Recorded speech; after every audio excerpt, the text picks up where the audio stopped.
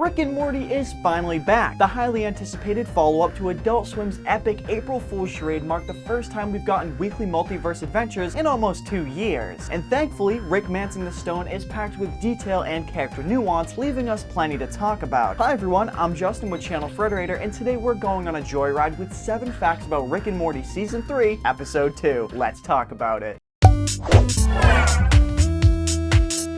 You probably picked up on this, but this episode owes a teeny tiny bit to Mad Max Fury Road. The cars, the desert, the character design, I mean the first guy Summer kills is obviously based on the villain of Fury Road, Immortan Joe. And there are a couple references to the whole Shining and Chrome ordeal as well, like when that guy jumps on Rick shouting "My body is chrome." Even the formations the cars chase in are right out of Fury Road. But if you're not up to speed with the whole Mad Max franchise, there's quite a few details you probably missed. The most obvious of these is the barely disguised homage to the Thunderdome from the appropriately titled 1985 film Mad Max Beyond the Thunderdome. Even though this universe calls their version the Blood Dome, Rick cuts right through the illusion just as Rick usually would and calls it the Thunderdome. One key easy to miss detail is Summer's outfit, and let me just take this moment to say that look suits her. But the outfit is basically a carbon copy of Tina Turner's Auntie Entity costume from Beyond the Thunderdome. Turner's character is the leader of the post-apocalyptic civilization and is generally described as ruthless, so interesting overtones there. On the other side of things, Hemorrhage, which itself is an A+ faux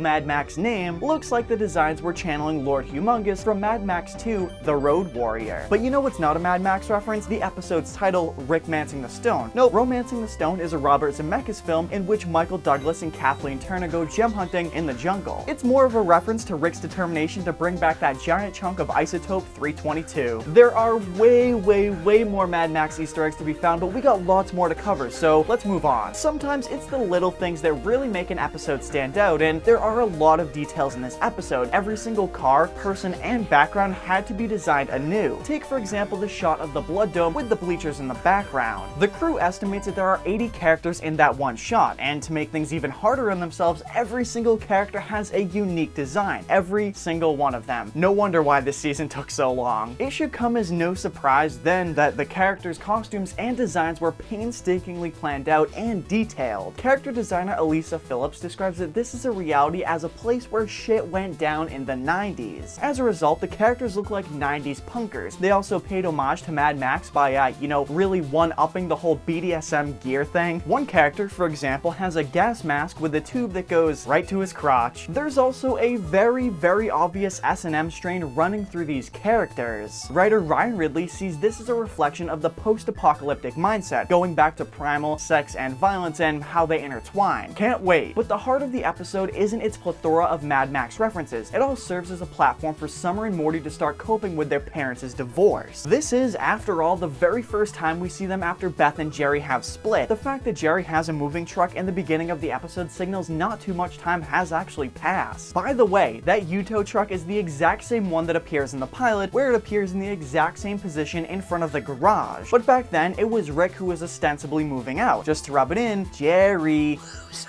Anyway, the Mad Max setting has a real purpose to play here. Dan Harmon commented that Summer and Morty are attaining unexpected nourishment from the wasteland because it's a real form of chaos. And they're coming from what they perceive as an unnecessary chaos, which is their parents' divorce. So in this context, Summer is shown struggling with the divorce right from the beginning of the episode in the form of pent-up aggression. Mike McMahon, one of the show's writers, said that they wanted Summer to go through a small lifetime over the course of this episode. Supposedly so she can work through all of that anger and come out a little bit more mature on the other side. Justin Roiland added that she and Morty have different perspectives on their parents and their relationship. After all, in Total Recall, Summer sees Beth as a person who got pregnant too early and constantly makes it our problem. It feels like, for Summer at least, that the divorce is finally bringing a lot of long-standing frustration and resentment to the forefront. You might also have noticed, with a shiver down your spine, that when Summer comes into the room with Rick and Morty and says Hemorrhage and I are taking some time apart, it bears a lot of similarities to when Beth tells Rick, Jerry and I are going to spend some time divorced. There seems to be a theme cropping up this season of children slowly becoming their parents. Uncomfortable, isn't it? While Summer is arguably the focus of Rickmancing the Stone, Morty still has plenty to cope with. He acts separate from and alarmed by Summer's murderous behavior until he gains Armathy, a giant deadly arm who helps him realize that he was sealing off pent-up frustration as well. Primarily, he was angry at Jerry for acting like a baby and not a man. Harmon acknowledges that this is political politically incorrect by the way, but concedes it's an appropriate line of thought for a frustrated 14-year-old boy. He just feels like his dad is giving up on his family. In fact, the writers fully intended Armothy to become a foil to Jerry in Morty's eyes, a literal strong-armed father figure or role model, as opposed to Jerry,